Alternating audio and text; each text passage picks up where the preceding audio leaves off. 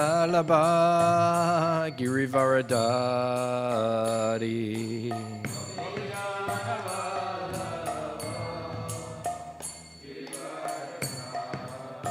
Jaya Gopi Jana Ballabha Girivaradari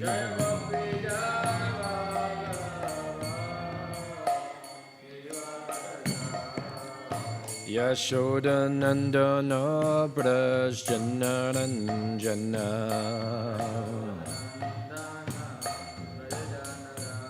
Yashoda Nandana Braj Jana Ranjana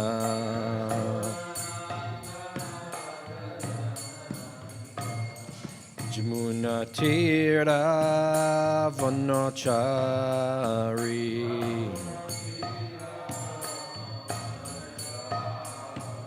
Jamuna Tira Vanachari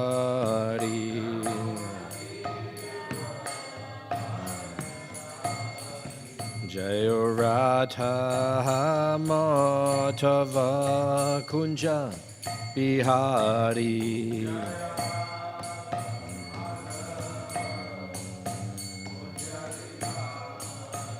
Hey Radha Madhava Kunja Bihari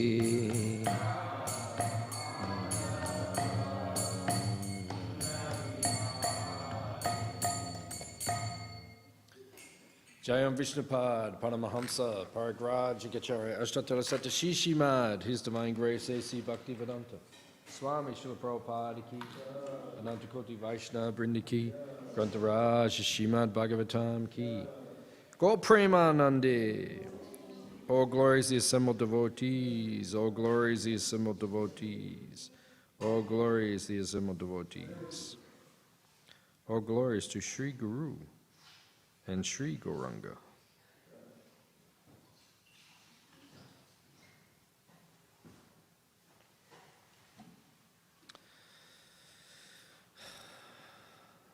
Narayanam namaskritya naram cheva narottamam devim saraswatim vyasam tato jayam udirayat.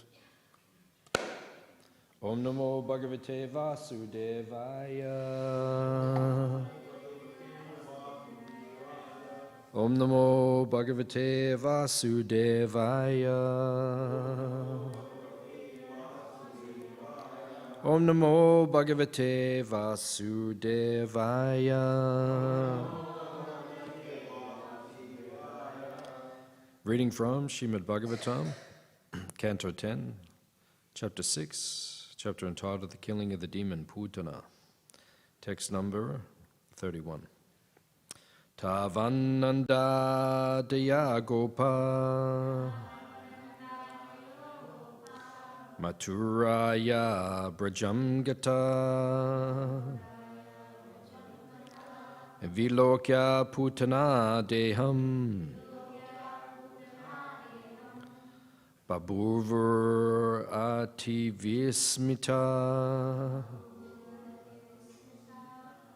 Tavananda Dayo Gopya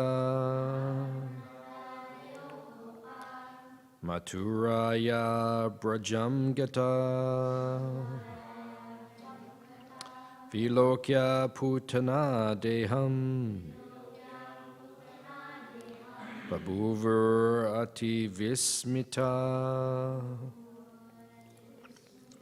Tavananda Dayo Gopya Mathuraya Brajam Gata Vilokya Putana Deham Babusvur Ativismita.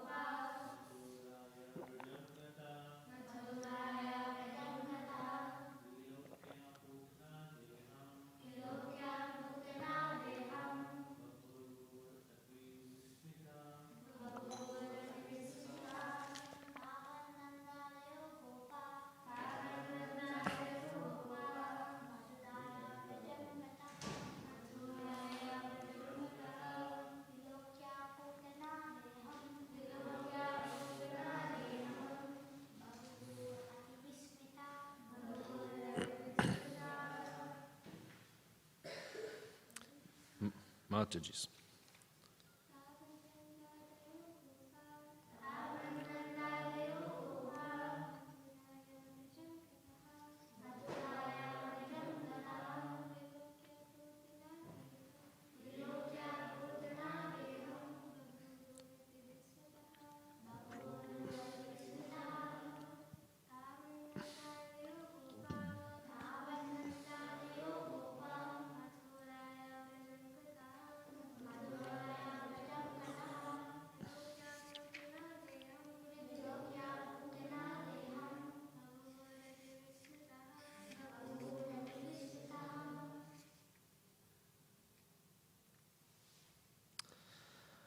Tavat, in the meantime, Nanda Adiya, headed by Nanda Maharaj, Gopa, all the cowherd men, Mathuraya, from Mathura, Brajam, to Vrindavan, Gataha, came back, Vilokya, when they saw,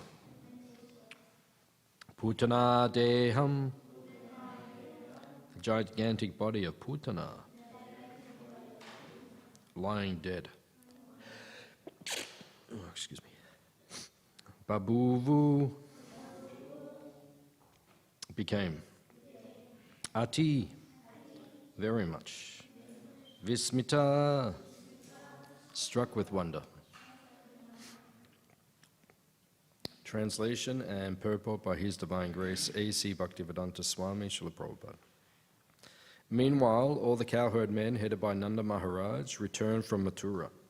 And when they saw on the way the gigantic body of Putana lying dead, they were struck with great wonder. Translation responsively. Meanwhile, all the cowherd men, headed by Nanda Maharaj, returned from Mathura.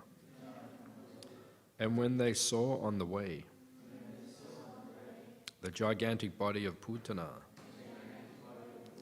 lying dead, they were struck with great wonder. Purport. Nanda Maharaj's wonder may be understood in various ways. First of all, the cowherd men had never before seen such a gigantic body in Vrindavan, and therefore they were struck with wonder.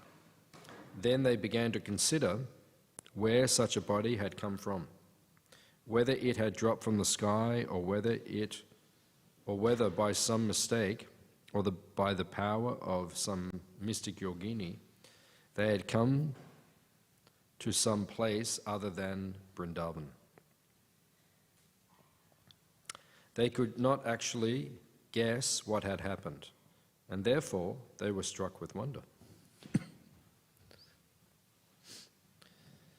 Amagyan Timarandasya Gananjana Shalakaya Chakshurun Militam Jena Tasmai Shri Gurave Namaha Shri Chaitanya Manobishtam Stapitam Yena Bhutale Swayam Rupa Kedamayam Dadati Swapatantikam Vancha Kalpatarubhyascha Kripa Sindhu Bievacha Petitanam Pavanebhyo Vaishnavebhyo Namo Namaha Jai Shri Krishna Chaitanya Prabhu Nityananda Shri Advaita Gadadha Shivasadi Gaura Bhaktivinoda Hare Krishna Krishna Krishna Hare Hare Hare Rama Rama Rama Hare Hare.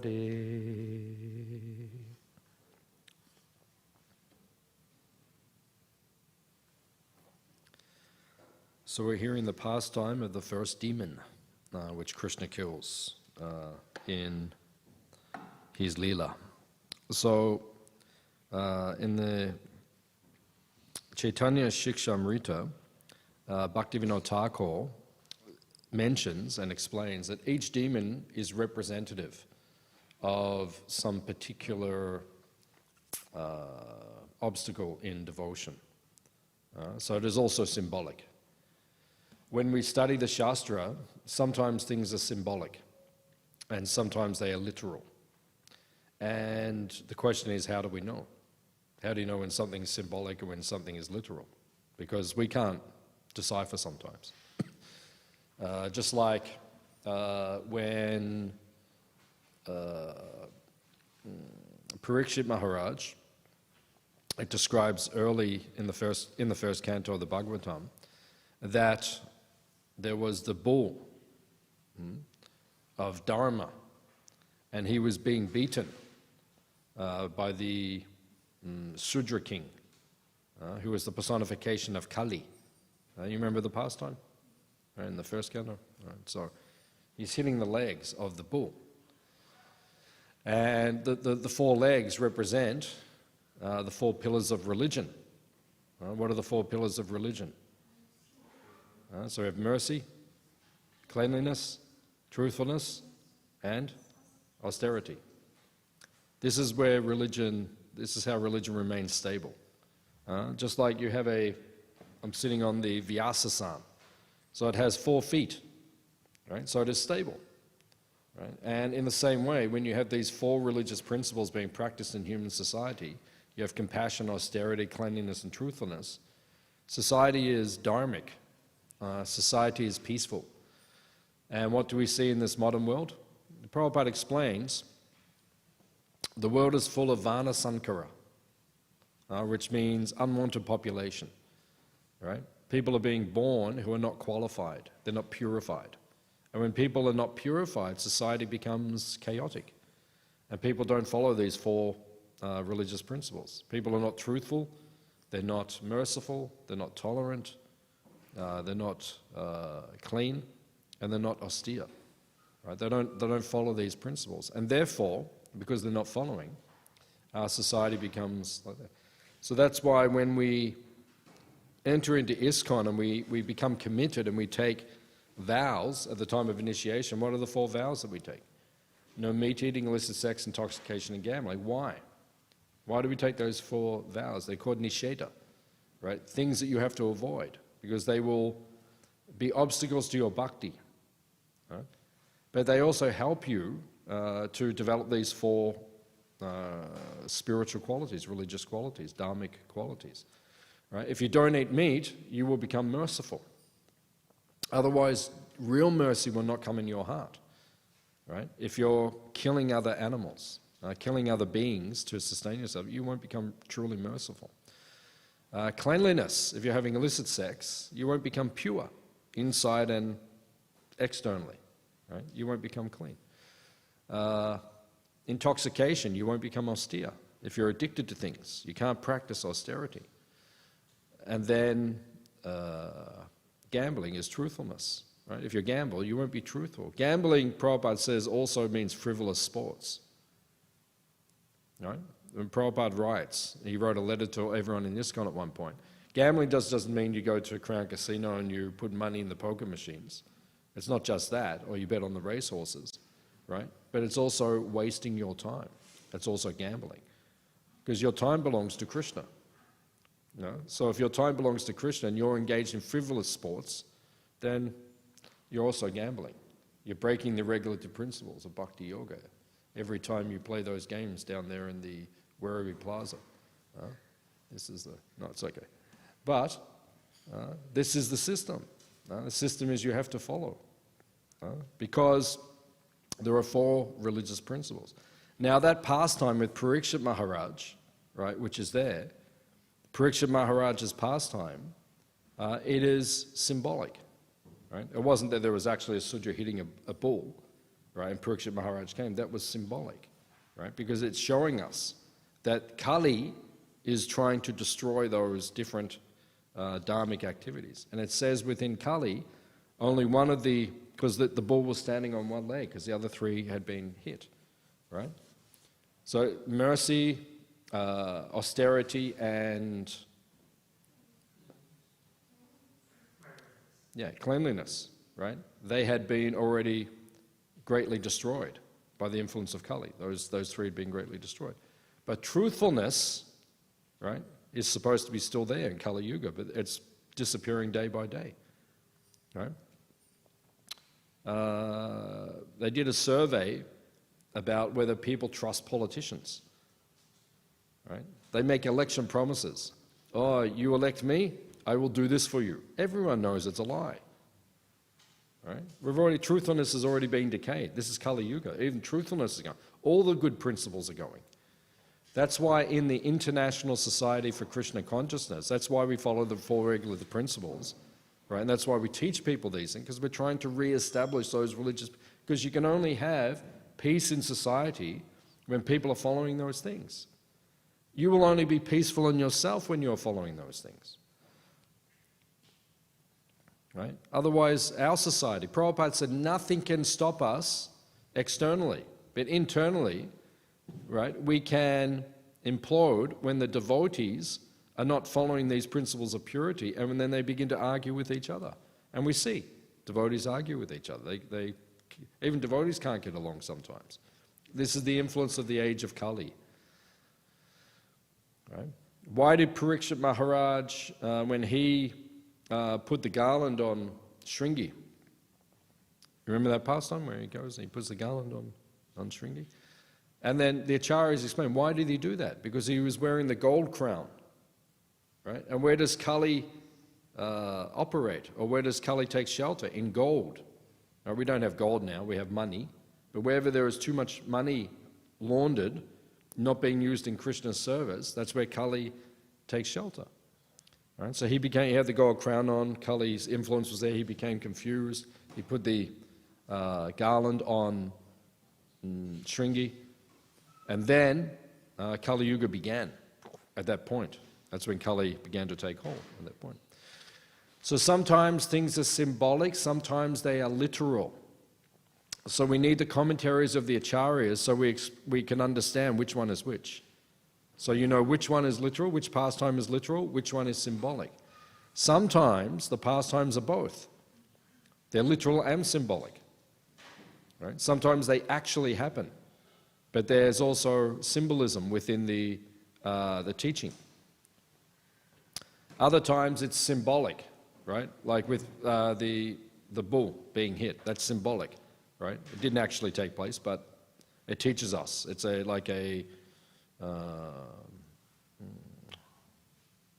it's a pastime which is showing us, right? The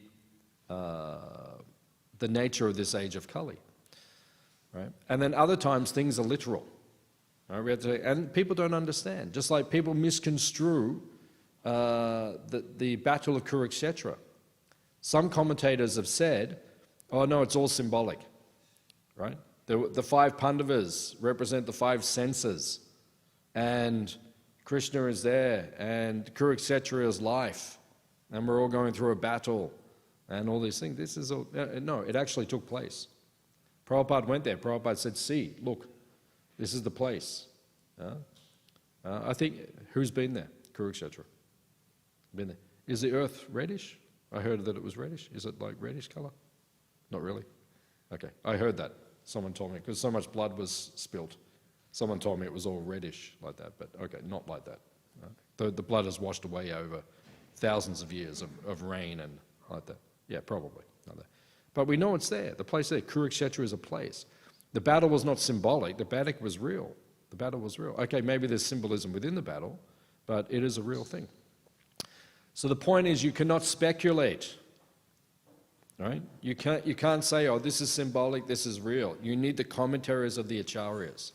Otherwise, how will you understand? How will you know what is right? You can't speculate. You can't make it up as you go.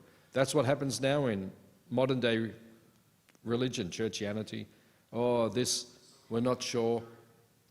We're not sure if this is actual truth or not, so no, this part is symbolic, this part is not symbolic. You know, in the Bible it says God created everything in this way. And people say, oh no, that was symbolic. Actually, evolution is true, but God created evolution, these things. You know, people don't know anymore. Everything is speculation. So Prabhupada said the purports are more important than the verses, right? Even more important than the verses is the purports, right? Because in the purports from the Acharyas, you will understand the essence of the truth. Then you'll understand what is symbolic, what is not. All these things will be understood. So in the Chaitanya Shikshamrita, Bhaktivedanta Thakur says each of the demons is representing a particular obstacle in spiritual life. Right? Each demon represents a particular obstacle that is there in our spiritual life. So the pastimes are real. There was actually a Putana. Putana actually was there, but it's also symbolic, because Bhaktivedanta Thakur saw she represents this, and then the next demon represents this, and the next demon represents this. So it is both. Now, it is a very special pastime because Krishna was just a baby at this point in time. Now, in Goloka, Krishna is Navakishore. Krishna has 4 ages. Right? Kaumara, Poganda, Kaishora. Right? So Krishna has these 4 ages. When Krishna is, from when he's born to when he is 5, that is called Kaumara. That's what he is right now. This age is primarily the meditation of the devotees in Vatsalya Ras. Devotees who are in Vatsalya, they meditate on Krishna at this age, because he's young. He's only up to 5 years old. He's like a young boy, toddler or a baby. So they meditate on him like that. Then he has Poganda. Primarily it's the devotees in Sakya Ras. They meditate on Krishna when he's Poganda, when he is 5 to 10, that age, I reckon. So that's when Krishna is playing with his friends, 5 to 10. That's when he changes from Vatsapal to Gopal. Krishna was Vatsapal. He looked after the calves. Then one day, right, what day was that? When he was allowed to take out the cows? Gopashtami. When is Gopashtami? In Kartik Mas. Which Ashtami is it? The first one or the second one? Is it the first one or the second one? The second one, yeah. That is Gopashtami. That's when Krishna became Gopal, right? When his parents said, now you can take out the cows. Up until then, he was just taking out, because he was getting bigger, right? So now you can take out the cows. He became Gopal, right? So this is Poganda age. This is when Sakya Ras is taking place. And then he is Kaishora. Kaishora means 10 to 15.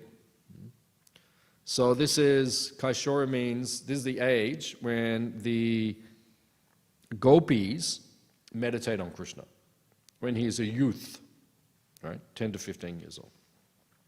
Now in Goloka Vrindavan, Krishna is only Kaishora, right? You won't see him in Goloka, in the spiritual world. You won't see him as a toddler or a baby.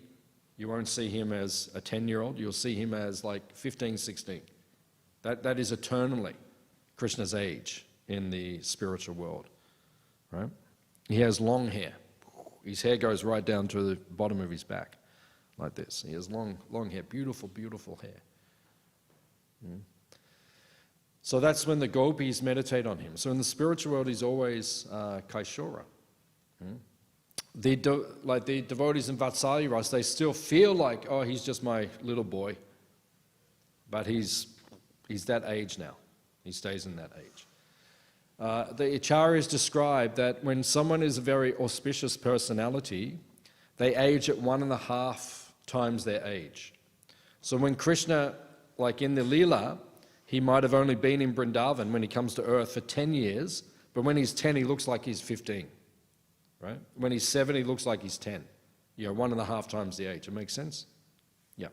So Krishna is, even when he's 10 years old, right, when you see when it gets to the Rasa Leela, right, it says he's only 10. How could he have lust in his heart? 10-year-old people don't have lust in their heart, right? But actually he looked like 15.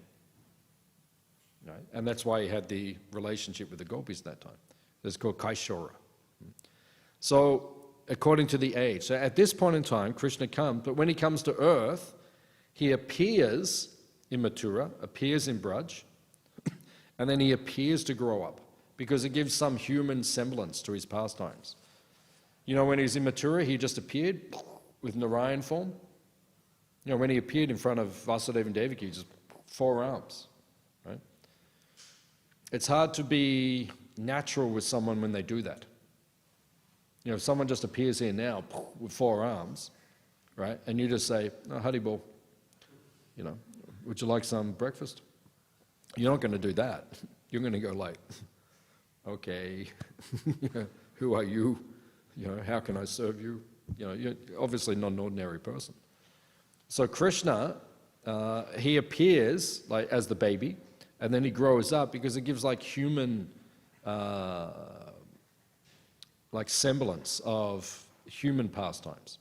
Krishna is human-like. He's not human. We're created in his image, but he is human-like, right? So Krishna, he is growing up. So at this point in time, when he destroys Putana, then he is just a baby. But he's not ordinary baby, the Supreme Lord, right? Shri Krishna Chandra Bhagwan Ki, Supreme Lord. This is supreme. You have to understand, he's not like ordinary person. So Putana comes. Now she's a Rakshashi. Right? She's very... they can change their form. Right? Actually, she's been there in the past times. She's one of Kamsa's associates. Kamsa had all these asuras under his control. Right? There are many asuras. Kamsa had, and they're very powerful. You know, Keshi, Dhanuka, Mushtika, Chanura, they're very powerful. But they were under Kamsa's control. That's how powerful Kamsa was. He's like, you know, practically the most powerful demon in the universe. So Putana was one of his assistants. She's been in the pastime already. Not mentioned in Bhagavatam, this first time she appears, but it's actually mentioned in some places. I think Brahma Vaivarta Purana, it is mentioned that when Radha and Chandravali appeared, they actually appeared as daughters of the Vindhya Mountains, which is southern India. Vindhya Mountains, is it Maharashtra? Is it that kind of place? Anyone know where they are? Vindhya Mountains? South side. It's actually Vindhya ranges, not mountains. It's called Vindhya ranges. Yeah, where is it? Like when I was in high school. Where is it? Like in Maharashtra. Yeah, that's what I'm asking. Yeah, so it's like that place, like Maharashtra kind of area, right? So southern side of India. Himalaya, they are in the northern side, right? So Vindhya has these 2 daughters. It says Radha and Chandravali. This is one description of the Leela, when Radha and Chandravali come. Because Radha and Chandravali are cousins, cousin sisters. So Putana comes and steals, because she's stealing babies. You know, the witches, they eat the babies. Right? So she comes and steals, and she's flying. And then as she goes over Braj, the Brahmanas, they see, oh, this witch, she is stealing children, the most demoniac. So they begin to chant mantras to kill her. The Brahmanas are very powerful. Just by their mantras, they can kill you. So they chant the mantra, right? And then she sees, oh, they're chanting the mantra, so she drops the babies and flies away. So then those 2 babies come, and it says, sometimes it says they land in the lotus flowers. In the lotus flower. So then, Brishabhanu Maharaj, Kirtida, they want child. They go down to the Jamuna to take bath, and then they look in the lotus, and there's 2 babies there. Chandrabhanu, his brother, and Brishabhanu Maharaj, oh, we want children. Oh, thank you. You know, thank you, Vishnu, you've given children. And pick up the children. And then Radha and Chandravali. So Putana's already been she's already been around in the pastimes. So now she comes back. She walks in very beautifully. Beautiful. When someone's beautiful, they bewilder people. Right? But then you have to wait till they open their mouth. Because sometimes someone's very beautiful, you look at them and think, oh my God, they're beautiful. But when they open their mouth, you think, oh. not very cultured person. But if someone's beautiful, and they speak very beautifully also, very cultured, it bewilders people. Right? So, Putana, she walks into Braj, very beautiful. Right? Looks like a beautiful lady. Everyone thinks, wow, who is she? Maybe Lakshmi? Maybe some, so they think, oh, she's a very pious person. Beauty is a symbol of piety. If someone looks nice, that's piety. Right? So, oh, very pious person. Oh, she comes in. Right? Comes, says, oh, can I feed the baby? Well, such a beautiful child. Oh, she's so auspicious. Yes, please, you can feed the baby. Picks up Krishna. But Krishna thinks, oh no, who's this? Right? And he closes his eyes because he's about to kill her. Now, we have to understand the original form of Krishna never kills the demons. Right? The Śrīmad Bhāgavatam, the original form. When he kills the demons, this is his Vasudeva feature. It's like Vasudeva is his expansion, who is within him. He manifests to kill. The original form in Braj does not kill because we don't like killing people. Right? I don't like killing people. Right? I don't like it. Yeah, you're okay. Okay. I don't like killing people.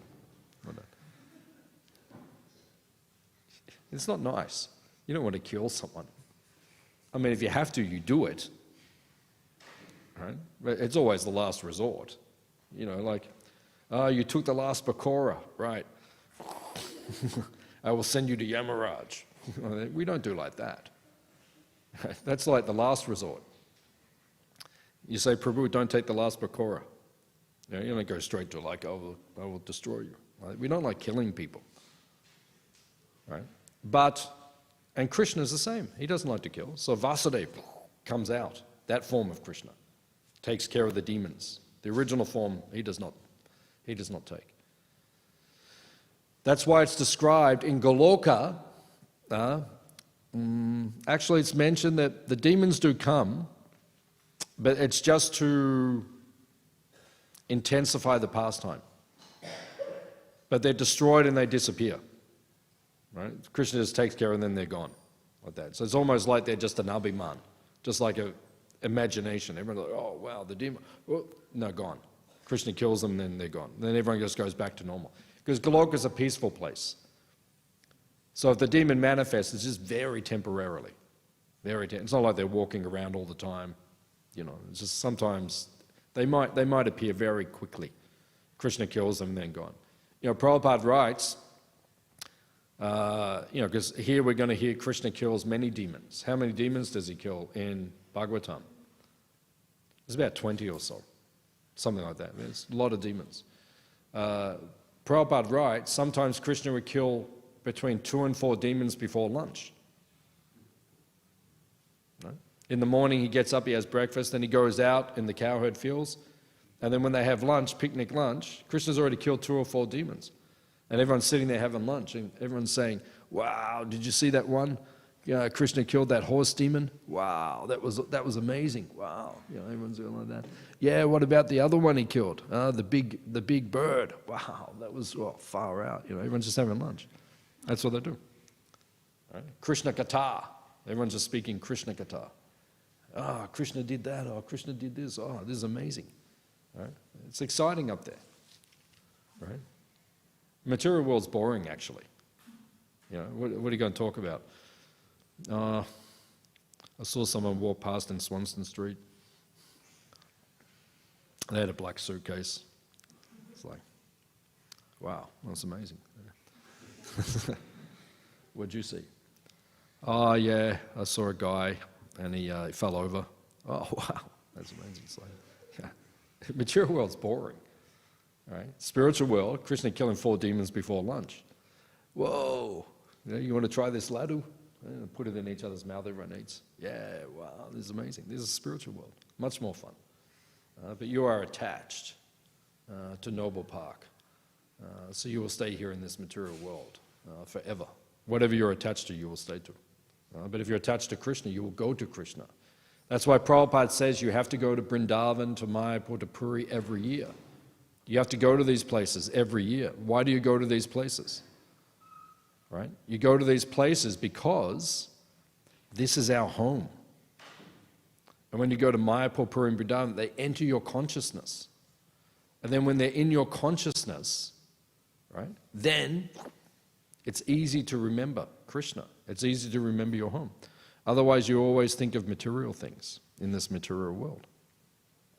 So you have to transfer your attachment to things in this world to the spiritual world. Right? That's why we go to Vrindavan, Mayapur, and Puri. So we become attached. Then we meditate all the time. That is my home.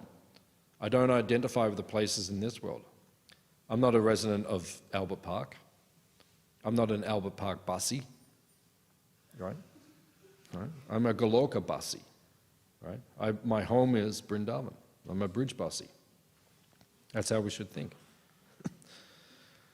So, Krishna, he will kill all these different demons. So she comes in, Putana comes in, and she is the first demon, and she takes the form of someone very beautiful.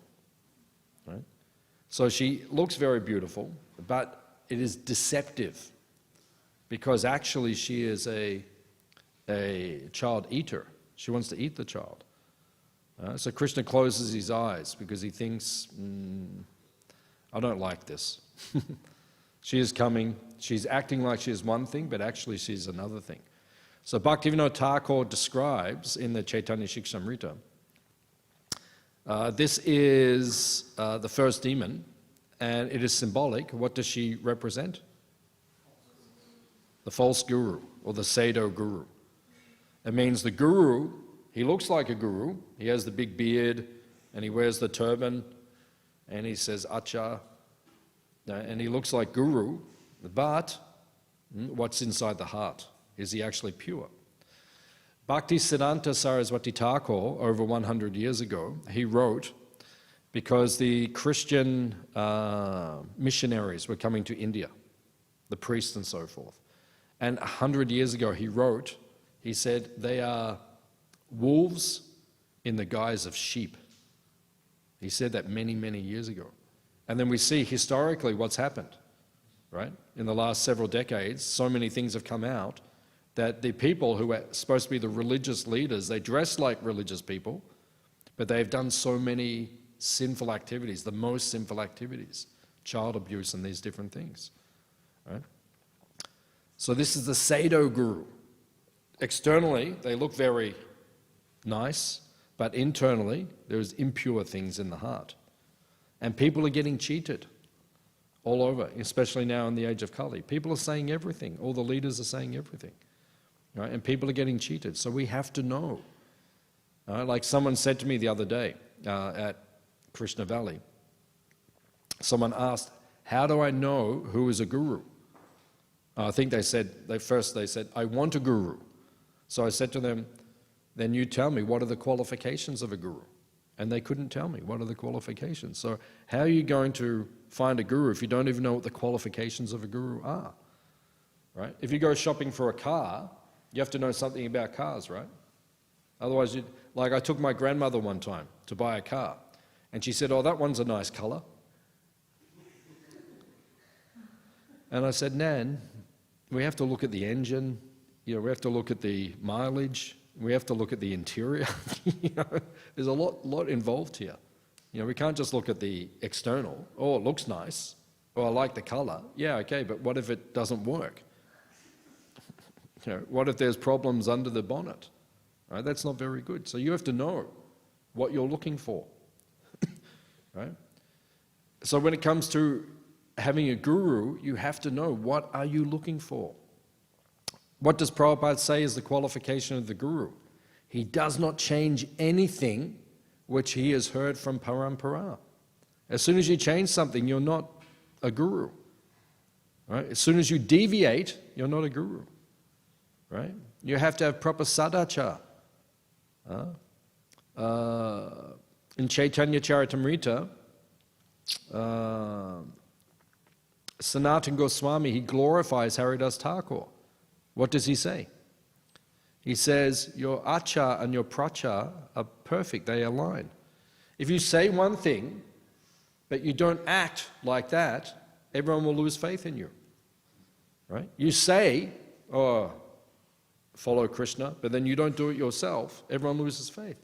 Or, if you're doing the opposite, you look externally like you're doing everything, but you speak things which are nonsense, you deviate in your philosophy, then what takes place? Everyone loses faith. So this is Pseudo Guru. Putana represents the Pseudo Guru, right? The false Guru, not actually a Guru. Looks like a Guru, but not actually a Guru. And we have to be very careful in Kali Yuga. So you have to know what you're looking for. How do you know what is a Guru? You have to look at what they say and what they do. Do these two things align? Actually, it says you should study the Guru for 12 months.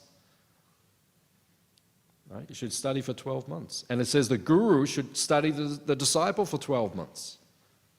Right? You don't just meet someone and say, okay, I'll initiate you. And you don't just meet someone and say, oh, you'll be my Guru. No, you have to study.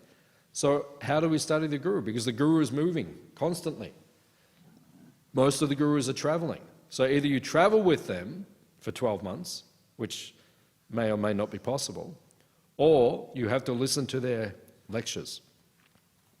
And you have to see, are their teachings aligning with what Prabhupada has taught us, what the Bhagavatam is teaching us? Guru, Sadhu, Shastra, is everything aligning properly? Right? And if everything aligns properly, then you know, okay, this person is qualified. So you have to get an education yourself. You have to become qualified. You know, I was listening last night, I was driving up from Krishna Valley to Melbourne, and I was listening to Gauranga Prabhu, His Grace. Right? And he was explaining this, that we need scholarship within ISKCON. Why did Prabhupada set up all these Shastra degrees? We have to become learned. And he was saying, this is one of the problems in our movement. Devotees are not learned enough. Right? You have to study. Prabhupada said 1 or 2 hours a day, you have to study. You have to become learned. Right? He was actually saying we need to set up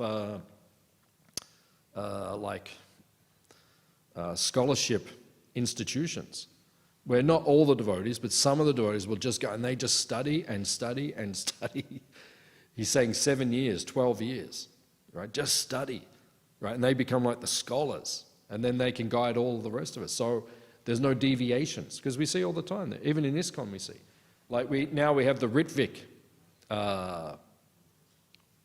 problem, heresy, right? A deviation. And Gauranga Prabhu made a very interesting point. If you look at other traditions, they don't have this heresy. It's quite unique to us, actually. Everyone else, the disciplic succession continues, right? But for some reason, these modern devotees said, no, it stops with Prabhupada. Prabhupada is the last guru, right? Everyone else is initiated, they become a disciple of Prabhupada, right? The person who initiates you is just a Ritvik, is just a representative or a priest who connects you to Prabhupada. That's not there in any other tradition. There's no other tradition where, if you go to the Sri Sampradaya, you don't all become disciples of Ramanujacharya. Where does it exist? So why does that exist? That's a heresy, right? And that's why we need scholarship, right? We have to learn these things so we can, if someone deviates, we have to say, actually, no, right? That is not correct. So that's why we need to become learned. Otherwise, you won't know who is a qualified guru yourself, right? You'll just take anyone as a guru. Right? So the guru has to study the disciple has to study the guru. So in this pastime, we're seeing that Putana was deceptive. And you have to be careful in Kali Yuga, right? Because people are deceptive. Right? And sometimes even devotees act like that. Devotees are deceitful. Right? So you have to be very careful. We have to see when something is deviating, we have to say, hey, there's a deception here. There's a deviation here. So we'll stop here. We'll see if there's any questions, any comments on what we have discussed.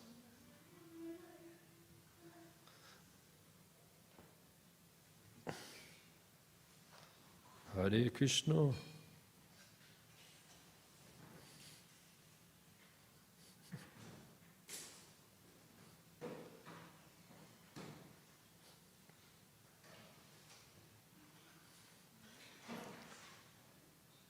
Bhakti microphone key. Hare Krishna, Jai.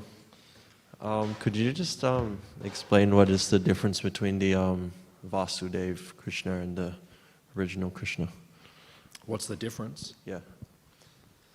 The original Krishna, the Swami Bhagavan, that original Nanda Nandana, Yashoda Nandana, he is eternally in Vrindavan. Vasudev Krishna is the expansion who leaves Vrindavan. When Krishna goes to Mathura or goes to Dwarka, that is the Vasudev form. Right? It's not that original form. That original form never takes a step outside of Vrindavan. That is mentioned in the Shastra. And because the original Krishna is very playful and very sweet, he doesn't want to kill. It's not nice killing someone, right? It's just, it's usually the last thing we want to do. We only do that as a last resort, right? When you have to kill someone, right? So when he does that, in Vrindavan, the Vasudeva feature comes out, takes care of it, and then goes back into him, and then he continues the pastimes. Is that okay?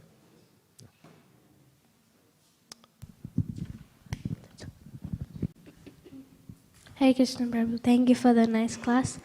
Prabhu, you were talking about Krishna's age and their 0 to 5 in the groups. And you mentioned how in the Keshwara age, Krishna is in his fully manifested form, and he gets all his potencies, and he is the most beautiful in that age, in the Keshwara age. So, Prabhu, we've heard in lectures that Krishna's beauty keeps increasing every moment. So even though he's fully perfect, so how does that happen? It happens because of prema. So when you have prema, someone becomes more beautiful. The other person becomes more beautiful. When you love them, they become more beautiful. Because they look at you and they say, oh, this person loves me so much. They become even more beautiful. And then when you see them, it says between the gopis and Krishna, there's always a competition. Because Krishna looks at Radharani and says, she's so beautiful. And then Radharani thinks, oh, Krishna's looking at me, he's happy. Right? He's pleased with my beauty. She becomes more beautiful. And then Krishna, looking at her, he gets more blissful. And then she sees, oh, Krishna is happy. She becomes more happy, more beautiful. So, like that. Make sense? Thank you.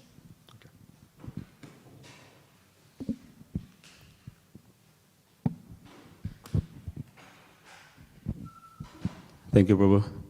Prabhu, I was thinking about preaching. You mentioned that we need to be very, follow Srila Prabhupada, his teachings. And I was thinking when we're preaching, sometimes we tend to use many different words and tend to water down the philosophy a little bit also.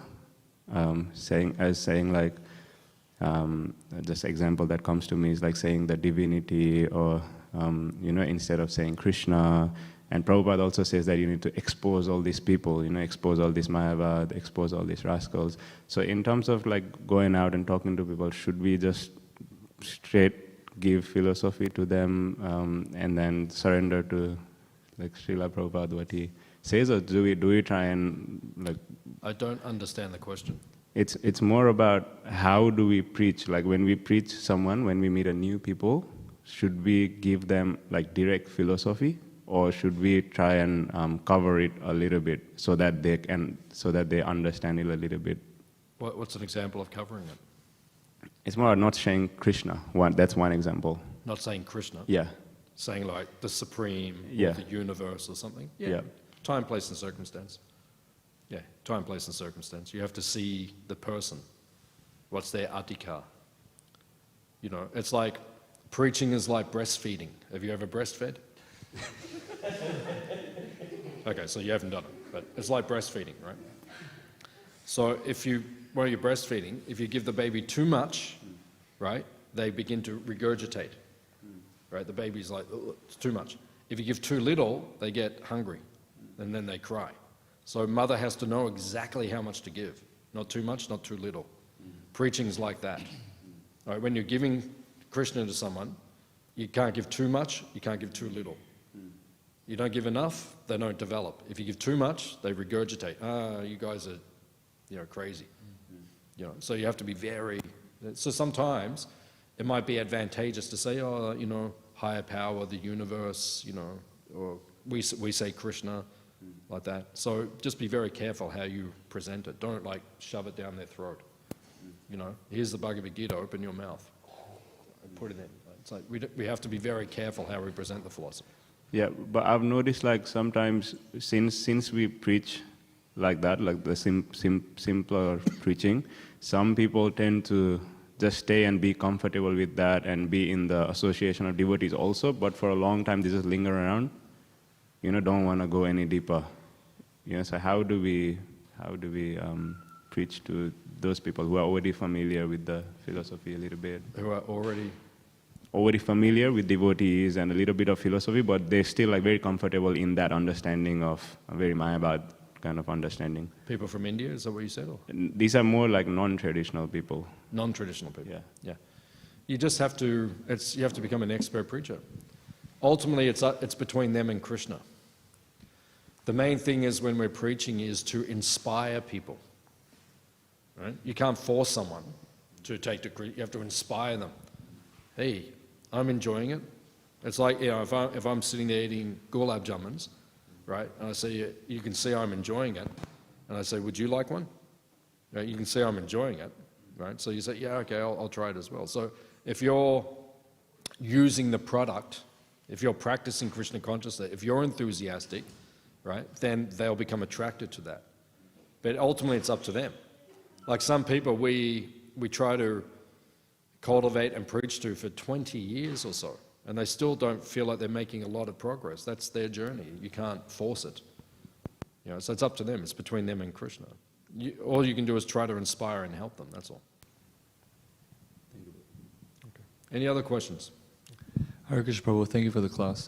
You were mentioning how sometimes demons appear in Goloka Vrindavan, in the spiritual world, but to my understanding, which is limited, I was under the impression that demons can't enter into the spiritual world. So how do we understand, are these like devotees who are taking the part as a demon just so it can have the pastime, or are they actually demons? Or? It's like a manifestation of the Yogamaya potency, because there's no demons in the spiritual world. There's no one who actually feels, you know, I hate Krishna, I want to kill him. No one feels like that.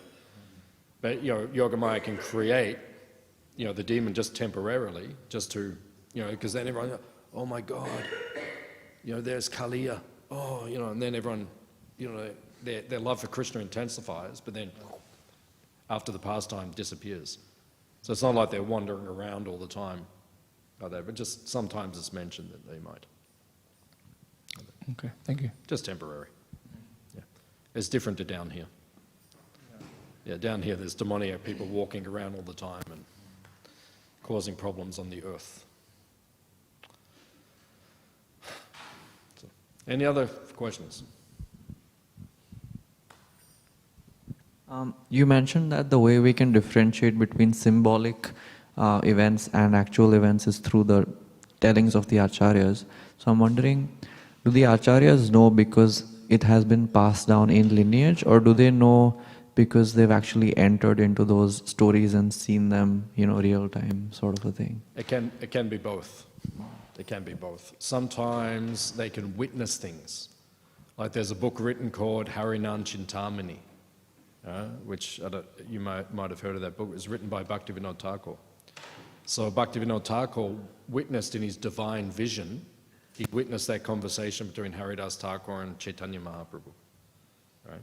So sometimes it can be like that the pure devotee sees something within his heart, and other times it might be that they're finding some reference or some authority from some ancient teaching, from ancient Shastra, and they bring that to light. So it could be either. It could be both. Good question. Any other questions or comments? Okay. Srila Prabhupada ki. Gauranga.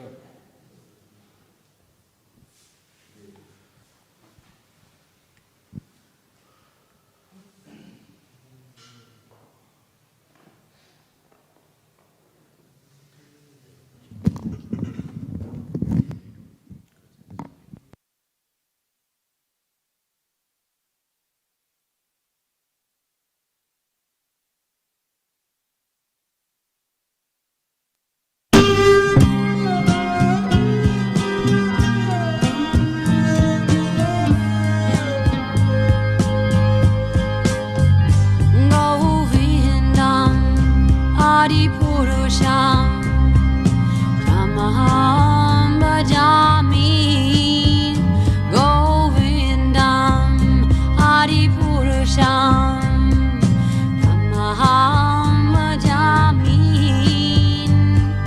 Govindam Adipurusham Tamaham Bhajami Enam Kanvandam Maravindadalaya Taksham Bhagavatam Samasitam Buddha Sundara